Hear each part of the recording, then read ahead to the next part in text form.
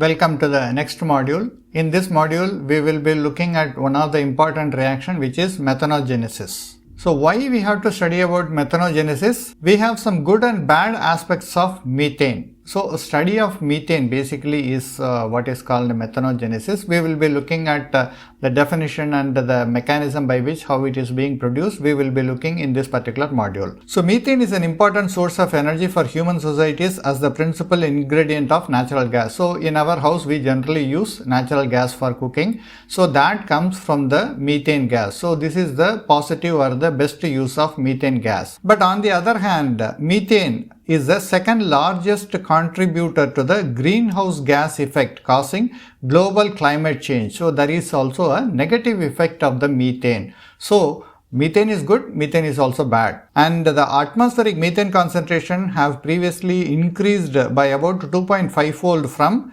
729 parts per billion in 1750 to around 1857 parts per billion in 2018. So this results in actually a radiative forcing, and this increase is linked to an increase in temperature of 0.5 degrees centigrade. That is the global warming we are talking about, when comparing to 1850 and 1900 levels to 2010 to 2019 level. So that means increase of methane in the atmosphere leads to global warming. So that is a bad effect of methane. So now our challenging things to answer is, will Arctic warming and thawing permafrost contribute to increased methane fluxes? Because in the carbon cycle we have studied that permafrost has huge amount of carbon. So the carbon is present as carbon dioxide and as methane. So when thawing happens in the permafrost, will it release a huge amount of methane? That is the first question. Then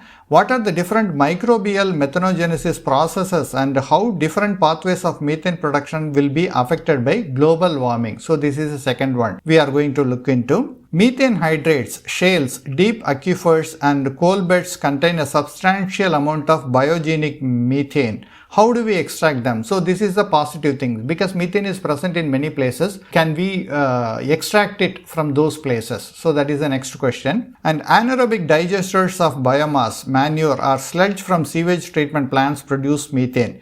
Is it a sustainable and energy efficient process? So this we have to find it out. Methane expelled in ruminant eructation is a major contributor to greenhouse gases. How do we address this? So this is another major problem, because many cattle, they produce methane gas. So is it a good one or it is a bad one? Because release of any methane is going to increase greenhouse gases. So how do we control this? So these are all the challenges we are going to look in this particular module. So what is methanogenesis? The basic definition is, it is the biological production of methane by archaea. So it is not the natural methane that we call like a methanogenesis. When we talk chemically what is methanogenesis, it is basically the biological production of methane gas by archaea. So what are the microorganisms that produce? They are called methanogens. Different types of bacteria and archaea are there. So they are called methanogens, which produce methane. And under what conditions they produce? They generally produce under anaerobic environment, maybe in the wetland or maybe in the permafrost. So how do they influence the Arctic region? The methane emission release because of the thawing of permafrost or because of the greenhouse gas. So these are all the two ways by which the methane is going to affect the Arctic region. If it is present in the greenhouse, it is going to lead to global warming. So how do we know this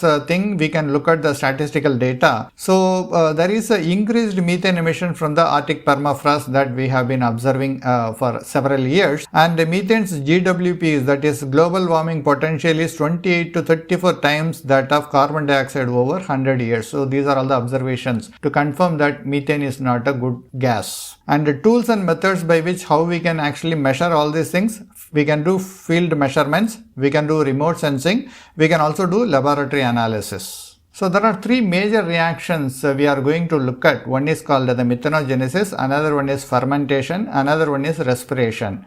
So how they are different and what are the important characteristics of each process we are going to look at. So what is the definition of methogenesis? This is an anaerobic process of producing methane by the microorganisms. That's what we had seen. And when we talk about fermentation, it is an anaerobic or aerobic process, which is basically breaking down of organic matter without external electron acceptors. So this is the basic definition. And when we look at respiration, respiration is either aerobic or anaerobic process involving electron transfer to external acceptors. So the major difference is the electron between fermentation and respiration. So what are the electron acceptors when we talk about? In the methanogenesis, carbon dioxide and the bicarbonate ion are the electron acceptors, and in the fermentation, organic compounds like pyruvate is the electron acceptors, and in the respiration, if it is an aerobic one, oxygen; if it is an anaerobic one, inorganic compounds are the electron acceptors. So what is the primary product in the methanogenesis? It is methane. And in the fermentation, it is organic acids or alcohols. And in the case of respiration, carbon dioxide and water or other inorganic products are the main products in that particular process. So energy yield, when we talk about respiration, gives the high energy yield, and common examples we already know. Aerobic digestion in wetland and ruminant is the example of methanogenesis. Alcohol fermentation is the example of fermentation, and cellular respiration is the example for respiration. So the chemical reactions are given here. Methanogenesis is basically CO2 plus 4 hydrogen gives methane and 2H2O, that is water molecule. And fermentation is conversion of glucose into ethanol and carbon dioxide.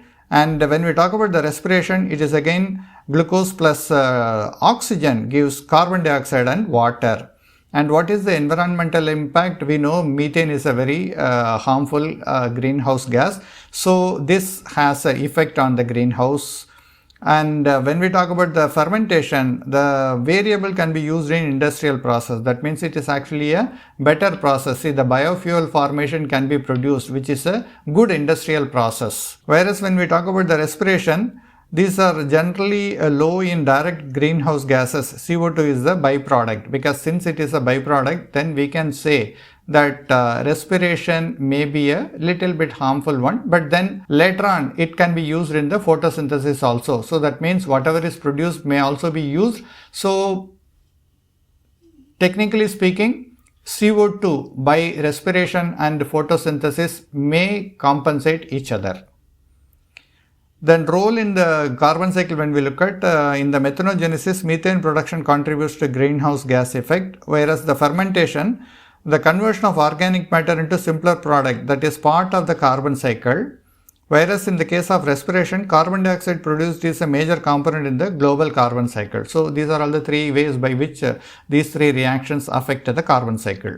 Let us look at some important characteristics of the methanogenesis. Here, as we had seen, the methanogenesis yields are typically low because these are microorganisms are involved in the production of methane. So the yields are generally low. And this occurs only when other more energetically favorable electron acceptors such as nitrate, iron in the Fe3 plus form or manganese in the plus 4 form, and the sulfate has been depleted or not present. So this methanogenesis happens only those conditions. And methyl based methanogenesis can be the dominant methanogenesis pathway in anaerobic ocean environment and coastal environments, other environments with the high salt or sulfate concentration. So these are all the places where the methanogenesis may happen. We will look at each individual reactions now. So what is the way in which the methane is formed? One is the dismutation reaction, another one is the reduction reaction, third one is a conversion reaction. So when we say dismutation reaction, this is conversion of acetate into methane and carbon dioxide. When we say reduction of carbon dioxide or carbon monoxide or formate, this happens by the hydrogenotrophic methanogens. So hydrogen plus CO2 gives methane and water. And when we say conversion of methylamine by another species, that means this is a methylamine. This reacts with water to give 9 methane molecules and 3 carbon dioxide molecule and 4 ammonia molecules. So these are all the different ways by which methane can be formed.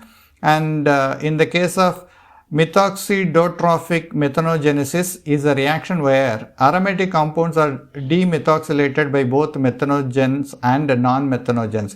So these are the different other reactions by which how methane can be produced. Depending on the pH and the temperature, this methanogenesis reaction has been shown to use carbon from other small organic compounds like formic acid, methanol, methylamine, and ammonium salt, DMS, and methane thiol. So methanogenesis is the final step in the decay of organic matter in anaerobic environment. We will be looking at this mechanism elaborately.